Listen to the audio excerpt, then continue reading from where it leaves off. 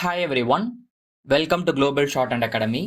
இந்த வீடியோவில் நம்ம எதை பற்றி பார்க்க போகிறோம் அப்படின்னா, Tamil shorthand senior second பேப்பரோட model question paper DOTE release பண்ணியிருந்தாங்க இல்லையா? ஸோ அதை தான் நம்ம வந்து பார்க்க போகிறோம், என்னென்ன கண்டென்ட் இருக்குது அப்படின்னு சொல்லிட்டு. மொத்தம் வந்து பார்த்தீங்கன்னா 100 மார்க்கு. இந்த எக்ஸாம் வந்து பார்த்தீங்கன்னா 2.25 மணி நேரம் எழுதுகிற மாதிரி இருக்கும்.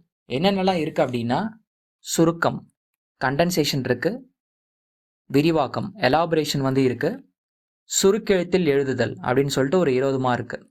அதாவது அவங்க வார்த்தைகள் கொடுத்துருவாங்க, நம்ம அதுக்கு ஸ்ட்ரோக்ஸ் வந்து எழுதணும். புக்கில் இருக்கிற மாதிரி ஸ்ட்ரோக்ஸ் வந்து எழுதணும். ஓகே, 2.25 மணி நேரம். இதுக்கு மார்க் கொடுத்துருக்காங்க பாருங்கள். கண்டென்சேஷனுக்கு 40 மார்க்கு, விரிவாக்கமுக்கு 40 மார்க்கு, சுருக்கெழுத்தில் எழுதுதல் 20 மார்க்கு. ஒன்றா நம்ம வந்து பார்க்கலாம். சுருக்கம் அப்படின்னா அவங்க வந்து ஒரு 5 மினிட்ஸுக்கு டிக்டேஷன் வந்து கொடுப்பாங்க. 90 வேர்ட்ஸ் பர் மினிட்டில் மொத்தம் 450 வார்த்தைகள் வந்து கொடுப்பாங்க. ஓகேங்களா? அதை நாம் வந்து ஒரு 150 வார்த்தைகளுக்கு சுருக்கி என்ன பண்ணணும் அப்படின்னா எழுதணும், தலைப்பு கொடுத்து. ஓகே, நம்ம தனியாக ஒரு வீடியோவில் வந்து பார்க்கலாம் சுருக்கம் எப்படி எழுதுறது அப்படின்னு சொல்லிட்டு. விரிவாக்கம் பார்த்தீங்க அப்படின்னா, நிமிடத்திற்கு 90 சொற்கள் வீதம் 4 நிமிடங்கள் டிக்டேஷன் கொடுப்போன்னு சொல்லியிருக்காங்க. ஓகேங்களா? அதை நம்ம வந்து என்ன பண்ணணும்னா விரிவு பண்ணி எழுதணும்.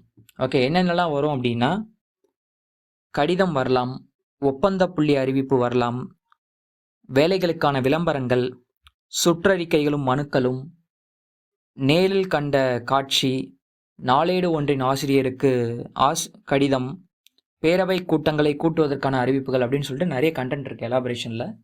ஸோ அதில் வந்து ஒரு 3 கொஸ்டின்ஸ் வந்து கேட்பாங்க. சரிங்களா? 3 கொஸ்டின்ஸ் வந்து கேட்பாங்க.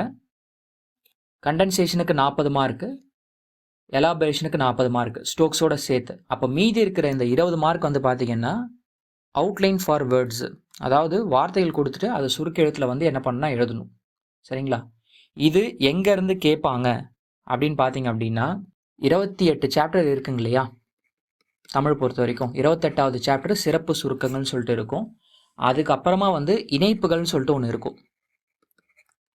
இணைப்புகளில் வந்து பார்த்தீங்க அப்படின்னா, அரசு நிர்வாகத்தில் அடிக்கடி பயன்படுத்தப்படும் சொற்கள் அப்படின்னு சொல்லிட்டு ஒரு இணைப்பு கொடுத்துருப்பாங்க.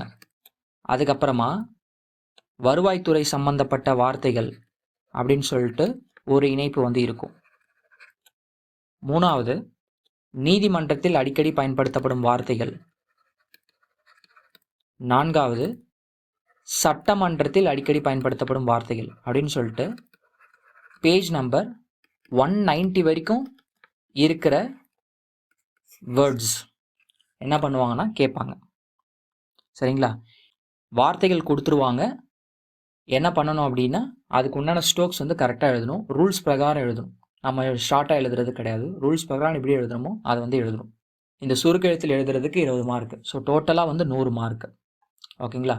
இதுதான் வந்து Tamil shorthand senior second பேப்பருக்கு உண்டான model question paper DOTE release பண்ணது. இந்த பிடிஎஃப் நான் டிஸ்கிரிப்ஷனில் அட்டாச் பண்ணுறேன்.